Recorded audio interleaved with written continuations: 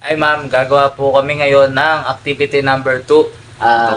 Photographic race and light sources. Yun po ma'am, nagka-cut po kami ng tatlong cellophane. Isa pong blue, isa pong red, saka isa pong green.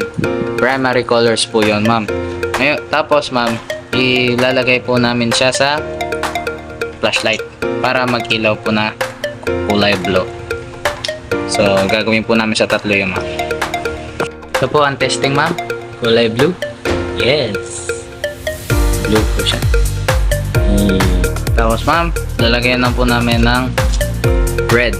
Pero ngayon po pink kasi wala po kami makita sa market na kulay red.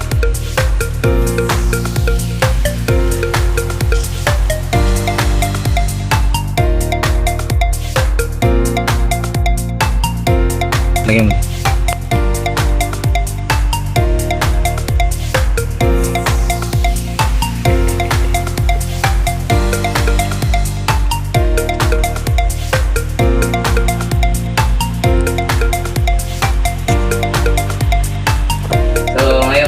I-connect na po namin ang tatlong primary colors. So, may po ito nakalabasan ma'am. Magiging white. Ngayon po ma'am, pagko-combine po namin ng two primary colors, red and blue.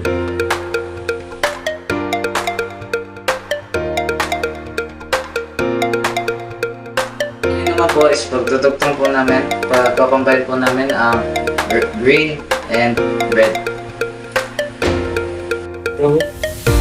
Yan po yung yellow ay red saka green. So mamis, gagawin na po namin ang combination or separation of all colors, showing the prism of light.